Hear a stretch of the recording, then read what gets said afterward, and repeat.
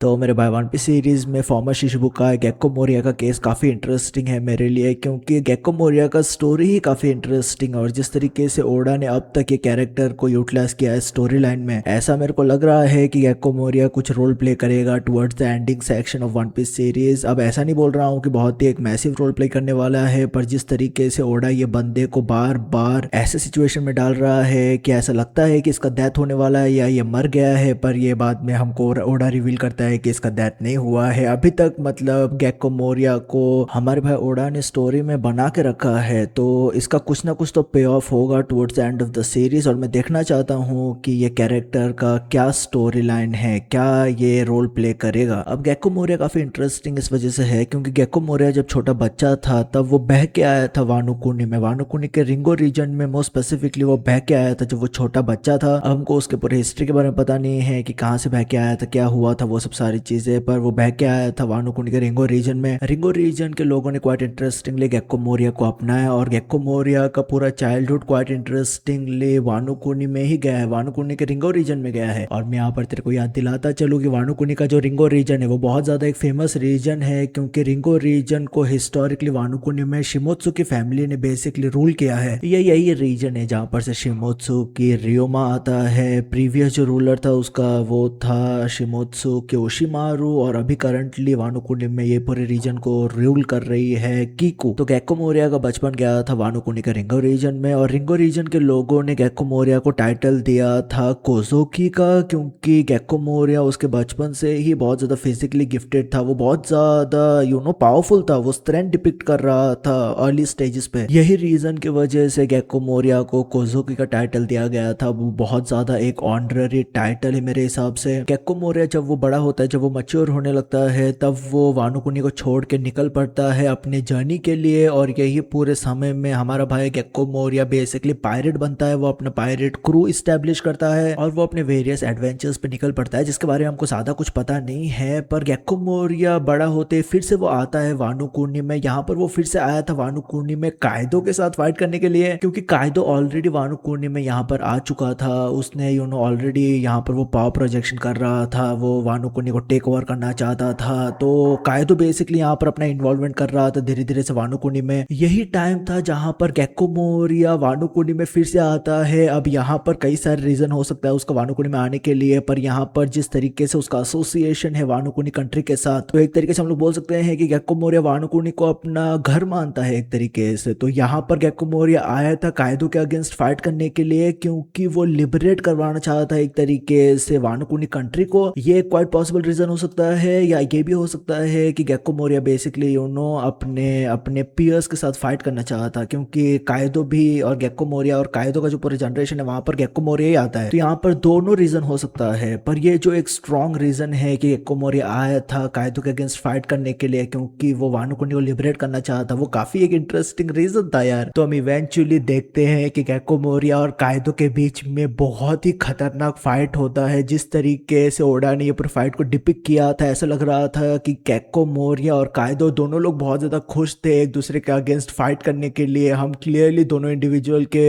चेहरों पे मुस्कुराहट देख रहे थे। ये दो यंग लोग थे जो बहुत ज्यादा हाई स्पिरिटेड लोग थे, जो बहुत ज्यादा एम्बिशियस लोग थे। तो कायदो और गेक्को मोरिया के बीच में क्लैश होता है, बहुत ही इंसेंट क्लैश होता है। और ये पूरे क्लैश का कॉन्सिक्वेंस रिजल्ट ये था कि कायदो ठोक देता है गेक्को मोरिया के क्रू को। कायदो ने यहाँ पर गेक्को मोरिया के सिर्फ क्रू को नहीं ठोका था, मेंटली ये गेक्को मोरिया के लिए एक इतना बड़ा सेटबैक था कि ये पूरे इंसिडेंट के बाद, ये पूरे फाइट के बाद गेक्को मोरिया का पूरा जिंदगी ही बदल जाता है। गेक्को मोरिया कायदो के अगेंस्ट हारने के बाद वो इतना टूट चुका था क्योंकि उसका क्रू पूरा बिखर चुका था कायदो के पूरे फाइट में। कायदो ने गेक्को मोरिया को और गेक्को मोरिया का क्रू को कंप्लीटली एनाइलेट कर दिया था, और गेक्को मोरिया का ये डिफीट इतना टैक्सिंग था उसके लिए कि वो अपना मुंह भी नहीं दिखाना चाहता था रिंगो रीजन के लोगों को। और यही टाइम था जहां पर गेक्को मोरिया रिट्रीट करता है वो वानुकुनी से। गेक्को मोरिया रिंगो रीजन में जो रियोमा का कॉर्प्स है और जो शिसुई है उसको दोनों लोगों को लेके वो बेसिकली निकल पड़ता है वानुकुनी से, वो बेसिकली रिट्रीट करता है। गेक्को मोरिया ने क्योंकि बहुत ज्यादा साइलेंटली रिट्रीट किया था वानुकुनी से, इस वजह से रिंगो रीजन के लोगों को ऐसा लगा कि गेक्को मोरिया का डेथ हो चुका है। अब हालांकि रिंगो रीजन के लोग मतलब हमारे भाई गेक्को मोरिया को एक सेवियर की तरह मान रहे थे, एक वॉरियर की तरह मान रहे थे जिसने अंत तक लड़ाई किया कायदो के अगेंस्ट और कायदो के डिफीट में बेसिकली उसने अपना जान झोंक दिया था। उनके उनके लिए, रिंगो रीजन के लोगों के लिए ये इस तरीके से था, जो काफी एक सच बात भी है। पर रिंगो रीजन के लोगों को ऐसा लगता है कि गेक्को मोरिया का इस पूरे बैटल में डेथ हो चुका है। इस वजह से रिंगो रीजन के लोग गेक्को मोरिया को एक प्रॉपर बैरियल देते हैं और वहां पर उसके बैरियल में लिखा है कोजो की मोरिया, ऐसा लिखा है उसके बैरियल पे। हम देखते हैं कि यामाटो बेसिकली अपना रिस्पेक्ट पे करने जाती है उस पूरे श्राइन के पास। तो ये बंदा मतलब वानो कुनी में एक लेजेंडरी वॉरियर की तरह गया है। गेक्को मोरिया कायदो के अगेंस्ट हारने के बाद वो पूरा अपना अप्रोच ही बदल देता है। वो अभी भी किंग ऑफ द पायरेट बनना चाहता था, पर वो अपना अप्रोच बदल देता है कि किस तरीके से वो किंग ऑफ द पायरेट बनेगा। यहाँ पर से वो बहुत ज्यादा हैविली रिलाई करने लगता है अपने डेविल फ्रूट एबिलिटीज के ऊपर, जो है कागे कागे नोमी, जो इन इट सेल्फ बहुत ज्यादा एक खतरनाक डेविल फ्रूट है। तो गेक्को मोरिया टीम अप करता है हॉकबैक के साथ। हॉकबैक के मेडिकल नॉलेज और गेक्को मोरिया के डेविल फ्रूट के जरिए से हम देखते हैं कि दोनों लोग मिलके ज़ॉम्बीज बनाने लगते हैं। डॉक्टर हॉकबैक गेक्को मोरिया के लिए स्ट्रॉन्ग मारियोस क्रिएट कर रहा था। मारियोस एक तरीके से स्ट्रॉन्ग बॉडीज है, स्ट्रॉन्ग एबल ज़ॉम्बी बॉडीज है, जिसको अल्टर किया गया है। डॉक्टर हॉकबैक ने इन बॉडीज को अल्टर किया है स्ट्रॉन्ग बनाने के लिए। और गेक्को मोरिया अपने कागे कागे नोमी एबिलिटी के जरिए से वो कई सारे स्ट्रॉन्ग पायरेट्स के शेडोज को इन मारियोस के अंदर डाल रहा था, जो और भी ज्यादा स्ट्रॉन्ग आर्मीज क्रिएट करने में हेल्प कर रहा था गेक्को मोरिया के लिए। गेक्को मोरिया अपना क्रू फिर से स्टैब्लिश करके वो सॉलिडिफाई करता है अपना प्रेजेंस ग्रैंड लाइन के थ्रिलर बाग में। थ्रिलर बाग एक्चुअल में जो बेसिकली आइलैंड साइज हमको शिप दिखाई दे रहा था, वो एक्चुअल में गेक्को मोरिया का शिप नहीं है। गेक्को मोरिया ने उस पर आइलैंड साइज शिप को टेक ओवर करके उसको अपना बेस बना लिया था। वहां पर से वो अपना ऑपरेशंस कंडक्ट कर रहा था। और क्योंकि ये पूरा island size ship Florian triangle में था, इस वजह से वहां पर ज्यादा कोई लोग आते नहीं थे। जो लोग आते थे वो फंस जाते थे फ्लोरियन ट्रायंगल में। तो गेक्को मोरिया के लिए ये बहुत ही एक अच्छा स्पॉट था। गेक्को मोरिया यहाँ पर ही धीरे धीरे से अक्यूमुलेट कर रहा था स्ट्रॉन्ग ज़ॉम्बी का आर्मी, जिसके जरिए से वो basically king of the pirate बनना चाहता था। गेक्को मोरिया का मेंटेलिटी यहाँ पर ये हो चुका था कि मैं मिनिमम एफर्ट डालूंगा और मेरे ज़ॉम्बी आर्मीज और मेरे क्रू मेंबर्स मुझको किंग ऑफ द पायरेट बनाएंगे, वो खुद से कुछ नहीं करेगा। यही टाइम था जहाँ पर वो बहुत ज्यादा मोटा हो गया था। यही टाइम था जहाँ पर वो फिजिकली हमको स्ट्रांग होते हुए नहीं दिखाई दे रहा था, या वो नहीं हो रहा था फिजिकली स्ट्रांग। वो हैविली रिलाई कर रहा था अपने डेविल फ्रूट के ऊपर और वो पूरा दिन सोते रहता था। स्ट्राइड पायरेट जब थ्रिलर बाग में आते हैं तब Gecko Moria majority of the straw hat के क्रू मेंबर्स का शैडो चुरा के वो डिफरेंट डिफरेंट ज़ॉम्बीज में ऑलरेडी डाल देता है। मोस्ट स्पेसिफिकली यहाँ पर वो लूफी का शैडो इम्बेड करता है वो एक मैसिव जायंट में। ये megalithic humongous behemoth of a giant है जिसका नाम है ओर्स। इसको अपने टाइम पे डेवल बोला जाता था, कॉन्टिनेंट पुलर ओर्स बोला जाता था। ये जायंट 500 साल पहले सीएस को टेरराइज करता था और ये जायंट लैंड ऑफ आइस में फ्रीज होके इसका डेथ हो गया था। डॉक्टर हॉकबैक ये पूरे जायंट के बॉडी को मैनिपुलेट करता है, अल्टर करता है एक मैसिव स्ट्रॉन्ग ज़ॉम्बी बनाने के लिए। और गेक्को मोरिया अपने कागे कागे नोमी एबिलिटी के जरिए से वो लूफी का शैडो लूफी का बॉडी में से निकाल के ये लेजेंडरी जायंट में डाल देता है, जिसको हम देखते हैं कि वो बहुत ज्यादा स्ट्रॉन्ग था। ये जो ज़ॉम्बी है ये बहुत ज्यादा स्ट्रॉन्ग था, ये बहुत ही खतरनाक तरीके से मूव कर रहा था, इसका एजिलिटी नेक्स्ट लेवल पे था और इसका स्ट्रेंथ तो नेक्स्ट लेवल पे था ही। गेक्को मोरिया और लूफी का कन्फ्रंटेशन काफी इंटरेस्टिंग था क्योंकि गेक्को मोरिया और लूफी दोनों लोग किंग ऑफ द पायरेट्स बनना चाहते थे। और गेक्को मोरिया ये पूरे कन्फ्रंटेशन में हम क्लियरली देख पा रहे थे गेक्को मोरिया लूफी और लूफी के क्रू को बहुत ज्यादा अंडर एस्टिमेट कर रहा था। यहाँ पर हम गेक्को मोरिया को अपना इनसिक्योरिटीज अपना फेलियर्स भी प्रोजेक्ट करते हुए देख रहे थे स्ट्राइड पायरेट्स के क्रू के ऊपर। पर जो कुछ भी चीजें गेक्को मोरिया बोल रहा था लूफी के बारे में, स्ट्राइड पायरेट्स के क्रू के बारे में इन जनरल, वो बहुत ज्यादा सही भी था क्योंकि गेक्को मोरिया सीधा सीधा बता देता है लूफी को कि ये जो तेरा हालत है, जो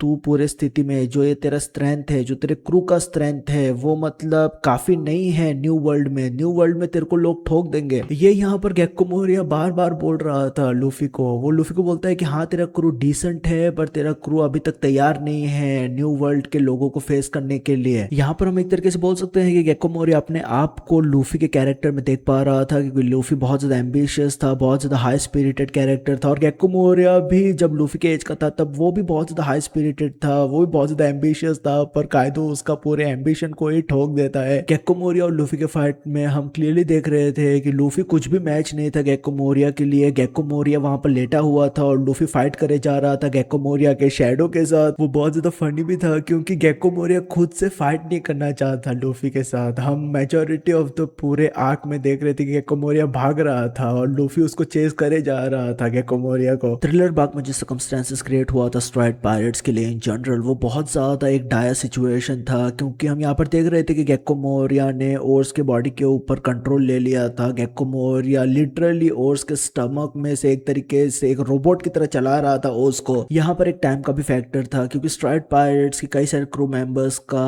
शैडो मोरिया ने चुरा लिया था, और अगर सुबह हो जाता, अगर सनराइज होता, तो सनराइज की वजह से कई सारे स्ट्राइड पायरेट्स मेंबर्स और कई सारे लोग बेसिकली डिसइंटीग्रेट हो जाते, क्योंकि उनके पास उनका शैडो नहीं है। तो towards the ending section of the entire arc हम देख रहे थे कि सिर्फ 30 मिनट या 20 मिनट ही बाकी था सनराइज के लिए, और सब सारे स्ट्राइड पायरेट्स के क्रू मेंबर्स काइंड ऑफ एक बहुत ही क्रूशियल टाइम क्रंच में थे। लूफी अगर फाइट भी करता गेको मोरिया के साथ 1-on-1, फिर भी मुझे नहीं लगता है कि वो पूरा बैटल रिजल्ट करता स्ट्राइड पायरेट्स के फेवर में। लूफी गियर सेकंड थर्ड जो कुछ भी जाता, यहाँ पर बहुत ज्यादा डिफिकल्ट सिचुएशन था स्ट्राइड पायरेट्स के लिए। इस वजह से हम देखते हैं कि ओडा यहाँ पर लूफी को एक नया तरीके का पावर अप देता है। यहाँ पर हमको नाइटमेयर लूफी दिखाई देता है। लोला और ग्रुप ने कई सारे शैडोज को पकड़ के रखा था, वो सब सारे शैडोज एग्जैक्टली 100 शैडोज वो लूफी के बॉडी के अंदर डालते हैं, और बाद में हमको नाइटमेयर लूफी दिखाई देता है। नाइटमेयर लूफी वर्सेस ओस का बैटल बहुत ज्यादा क्रेजी था। हमको बहुत ज्यादा लूफी बजक मोड में यहाँ पर जाते हुए दिखाई दे रहा था। लूफी सोर्ड भी यहाँ पर यूज कर पा रहा था। एक टाइम पे लूफी अपने सोर्ड के जरिए से ओस को कट भी करता है, जो बहुत ज्यादा इंसेन लेवल का फीट था। ये सब सारी चीजें होते हुए भी हम लोग गेको मोरिया और ओर्स को डाउन एंड आउट होते हुए नहीं देख रहे थे। उन लोग हारते नहीं है, उन लोग फिर से अपने पैरों पे खड़े हो जाते हैं। ये बहुत ही अच्छा अपॉर्चुनिटी क्रिएट करता है सब सारे स्ट्राइड पायरेट्स को चिप इन करके थोड़ा थोड़ा कंट्रीब्यूट करने के लिए ओर्स के डाउनफॉल के लिए। सब सारे लोग अटैक मारते हैं, सब सारे स्ट्राइड पायरेट्स अटैक मारते हैं ओर्स के ऊपर, और जो फाइनल डिसाइसिव ब्लो था वो कैप्टन के जरिए से ही आता है, वो लूफी के जरिए से आता है। लूफी अपने गियर थर्ड में वो एक खतरनाक अटैक मारता है ओर्स के सिर के ऊपर, जिसकी वजह से ओर्स का जो स्पाइन है वो कंप्लीटली कोलैप्स हो जाता है, टूट जाता है, और ओर्स एक तरीके से इमोबल हो जाता है। वहां पर वो कुछ भी हिल डुल नहीं पा रहा था यहाँ पर ओर्स इस पूरी स्थिति में। अब यहाँ पर ओर्स तो हार गया था, पर गेको मोरिया हारने के लिए यहाँ पर तैयार ही नहीं था। वो हम देखते हैं कि लूफी ने 100 शैडोज एब्जॉर्ब किया था अपने बॉडी के अंदर, वो 1000 शैडोज एब्जॉर्ब करता है अपने बॉडी के अंदर, और वो kind of giant size balloon हो जाता है यार। ये एक डेस्परेट मूव था गेको मोरिया के लिए। गेको मोरिया को पता था कि वो यहाँ पर जीत नहीं सकता है, तो वो बेसिकली ये पूरे सर्कमस्टेंस को यूटिलाइज करना चाहता अपने फेवर में बैटल को ले जाने के लिए। वो सनराइज को बेसिकली एंटिसिपेट कर रहा था, वो टाइम के लिए यहाँ पर खेल रहा था, टाइम के ऊपर वो यहाँ पर खेल रहा था कि सनराइज आएगा और सब सारे लोग बेसिकली इंसिनरेट हो जाएंगे। पर ऐसा होता नहीं है। हम देखते हैं कि लूफी अपने गियर थर्ड में जाके, गियर सेकंड में जाके वो बहुत ही बराज ऑफ अटैक मारता है गेको मोरिया के ऊपर, जिसकी वजह से Gecko Moria thousands of shadows जो उसने एब्जॉर्ब किया था बॉडी के अंदर, उसको वो कंटेन नहीं कर पाता है, और सब सारे शैडोज एस्केप करते हैं, और at the end of the day पूरे चीज सब सारे जो गेको मोरिया का थ्रेट था वो रिजॉल्व हो जाता है। यहाँ पर लूफी ने फिर से एक 7 वॉरलॉर्ड्स के मेंबर को हराया था। क्रोकोडाइल को पहले हराया था, फिर से यहाँ पर प्री टाइम्स के लूफी ने और एक 7 वॉरलॉर्ड के मेंबर को हराया था, जो बहुत ज्यादा एक बड़ा बात था। अब वर्ल्ड गवर्नमेंट गेको मोरिया का जो डिफीट है उसको सप्रेस करने की बहुत ज्यादा कोशिश करते हैं, क्योंकि उन लोग नहीं चाहते थे कि दुनिया को पता चले कि और एक वॉरलॉर्ड का डिफीट हो चुका है। उन लोगों ने ऑलरेडी क्रोकोडाइल के रूप में एक वॉरलॉर्ड को खो दिया था, तो उन लोग और एक पोजीशन को वेकेट होता हुआ नहीं देखना चाहते थे। ये kind of balance of power के लिए भी सही नहीं था उस टाइम पे। तो गेको मोरिया को वर्ल्ड गवर्नमेंट शिशिबुकाई के पोजीशन से हटाते नहीं है, उसको वहां पर ही बैठा के रखते हैं ताकि सब सारी चीजें सेटल डाउन हो पाए। गेको मोरिया लूफी के अगेंस्ट हारने के बाद वो हमको नेक्स्ट दिखाई देता है मरीन फोर्ड आर्क में। यहाँ पर वो पार्टिसिपेट कर रहा था मरीन फोर्ड के वॉर में। यहाँ पर गेको मोरिया का जो इन्वॉल्वमेंट था वो मिनिमम था, ज्यादा कुछ यहाँ पर हमको क्रेजी गेको मोरिया करते हुए नहीं दिखाई दे रहा था। पर गेको मोरिया के साथ काफी इंटरेस्टिंग चीजें यहाँ पर घट रहा था। हम देखते हैं कि डोफ्लामिंगो टारगेट करता है गेको मोरिया को। गेको मोरिया पूछता है डोफ्लामिंगो को कि तुम मेरे को क्यों टारगेट कर रहा है, क्या तेरे को सेनगोकू ने बोला है मेरे को टारगेट करने के लिए? और डोफ्लामिंगो बोलता है कि सेनगोकू से नहीं, मेरे को उससे भी ऊपर से ऑर्डर्स आया है। क्या यहाँ पर 5 एल्डर्स था, किसके साथ से ऑर्डर आया था किसको पता। ऐसा लग रहा था कि 5 एल्डर्स का यहाँ पर से ऑर्डर आया था, पर हमने देखा था कि 5 एल्डर्स नहीं चाहते थे गेको मोरिया को हटाने के लिए। तो ये काफी इंटरेस्टिंग सिचुएशन क्रिएट हुआ था गेको मोरिया को लेकर मरीन फोर्ड में, और ऐसा लग रहा था कि गेको मोरिया का मरीन फोर्ड में डेथ हो चुका है। मेरे भाई मोस्ट प्रॉब्ली पूरे डोफ्लामिंगो के सिचुएशन में गेको मोरिया ने अपने कागे कागे नोमी या शैडो एबिलिटी के जरिए से डोफ्लामिंगो से एस्केप किया रहेगा। पर हम लोग नेक्स्ट बार गेको मोरिया को देखते हैं, वो जाता है, वो अकेले जाता है, गेक्को मोरिया अकेले जाता है, वो इन्फिल्ट्रेट करता है फुल एलिड आइलैंड के ऊपर। वो यहाँ पर आया था एप्सिलॉन को ढूंढने के लिए, एप्सिलॉन को रेस्क्यू करने के लिए गेक्को मोरिया यहाँ पर आया था, जो हमको दिखाता है कि गेक्को मोरिया कितना केयर करता है अपने क्रू मेंबर्स के लिए या एप्सिलॉन के लिए। यहाँ पर गेक्को मोरिया को पता चलता है कि एप्सिलॉन का ऑलरेडी डेथ हो चुका है। एप्सिलॉन का जो क्लियर फ्रूट है उसको शिरयू ने कंज्यूम कर लिया है। हमको कैथरीना डेवॉन, शिरयू, सब सारे लोग कॉर्नर करते हुए दिखाई दे रहे थे गेक्को मोरिया को। यहाँ पर फिर से ऐसे लगा कि गेक्को मोरिया का डेथ होने वाला है। Most probably black beard pirates मतलब गेक्को मोरिया को मार के उसका डेविल फ्रूट हथिया लेंगे, क्योंकि गेक्को मोरिया का devil fruit kind of cool है और काइंड ऑफ इंटरेस्टिंग है। पर मेरे भाई यहाँ पर भी ऐसा कुछ होता नहीं है। हमारा भाई गेक्को मोरिया को डेफिनेटली उन लोग डिफीट कर देते हैं बहुत ही आसान तरीके से। उसको हरा के उन लोग एक सेल में डाल देते हैं गेक्को मोरिया को। अब मुझे पता नहीं है कि ब्लैक बियर्ड पायरेट्स ने गेक्को मोरिया को मार के उसका डेविल फ्रूट क्यों नहीं हत्या है, क्योंकि गेक्को मोरिया का डेविल फ्रूट कागे कागे नो में बहुत ही एक स्ट्रॉन्ग डेविल फ्रूट है बाय द वे, अगर सही तरीके से यूटिलाइज किया जाए तो। पर ऐसा कुछ होता नहीं है। ऑन कॉन्ट्ररी हमको यहाँ पर परोना फुलालिड आइलैंड पे आके गेक्को मोरिया को छुड़ाने की कोशिश करते हुए दिखाई दे रही थी, और यही टाइम था जहां पर गाप अटैक करता है फुलालिड आइलैंड के ऊपर। तो ऑलरेडी ब्लैक बियर्ड पायरेट्स काफी इन्वेस्टेड थे उस पूरी सिचुएशन को लेके। ब्लैक बियर्ड पायरेट्स ने इसी टाइम पे कोबी को हॉस्टेज ले लिया था। तो यहाँ पर हम देखते हैं कि परोना कोबी को छुड़ाती है उसके सेल में से ऑन अ कंडीशन की कोबी हेल्प करेगा हमारे भाई गेक्को मोरिया को छुड़वाने के लिए उसके सेल में से। तो ऐसा यहाँ पर इंसिनुएट किया गया है कि गेक्को मोरिया को फिर से एस्केप करवाया गया है या गेक्को मोरिया फिर से बच चुका है। मेरे भाई मैं तुझे बता रहा हूँ जिस तरीके से ओडा ये कैरेक्टर को बार बार बचाया जा रहा है, बार बार इसके ऊपर और भी हमको नए इन्फॉर्मेशन मिल रहा है। ऐसा लग रहा है कि ये कुछ रोल प्ले करेगा एंडिंग सेक्शन में। मे भी गेक्को मोरिया हमको क्रॉस गिल्ड में जाते हुए दिखाई दे। अल्टीमेटली ऐसा भी हो सकता है मेरे हिसाब से। Gecko Moriya as a character अगर मैं बात करूं तो फिजिकली वो काफी डिफरेंट है। ऐसा लगता है कि वो कंप्लीटली डिफरेंट रेस से बिलोंग करता है। हमको पता है लुनारियंस, बकेनियर्स, बाद में उसब का भी लॉन्ग नोज हो भी, वो भी एक रेस हो सकता है, मुझे पता नहीं है। बहुत सारे डिफरेंट रेसेस है पूरे वन पीस यूनिवर्स में। मुझे लगता है कि गेक्को मोरिया भी एक डिफरेंट स्पेशल रेस से आता है। पर्सनली अगर तुम मुझको पूछेगा तो हमको यहाँ पर याद रखना चाहिए कि गेक्को मोरिया को कोजुकी का टाइटल दिया गया था क्योंकि वो बहुत ज्यादा स्ट्रॉन्ग था, फिजिकली बहुत ज्यादा स्ट्रॉन्ग था। वो बचपन में कायदो से हारने के बाद वो अपने डेविल फ्रूट के ऊपर रिलाई करने लगता है। पर अगर गेक्को मोरिया अपने आप को मतलब और बेहतर करते जाता तो गेक्को मोरिया अभी बहुत ज्यादा पावरफुल होता मेरे भाई। पर ये गेक्को मोरिया का कैरेक्टर इन नटशेल दिखाता है कि एक कोई मेजर सेटबैक के बाद अगर कोई इंडिविजुअल अपने शेल में चले जाता है तो उसका हालत क्या होता है। वो मतलब एग्जैक्ट परफेक्ट रिप्रेजेंटेशन है गेक्को मोरिया का। मैं बहुत ज्यादा एक्साइटेड हूँ यार कैरेक्टर को लेके। मैं बोलूंगा कि मैं देखना चाहता हूँ कि ओडा क्या कर रहा है ये कैरेक्टर के साथ, क्योंकि मैं देख रहा हूँ कि ओडा बहुत मतलब चालाक तरीके से ये कैरेक्टर को साइड में काइंड ऑफ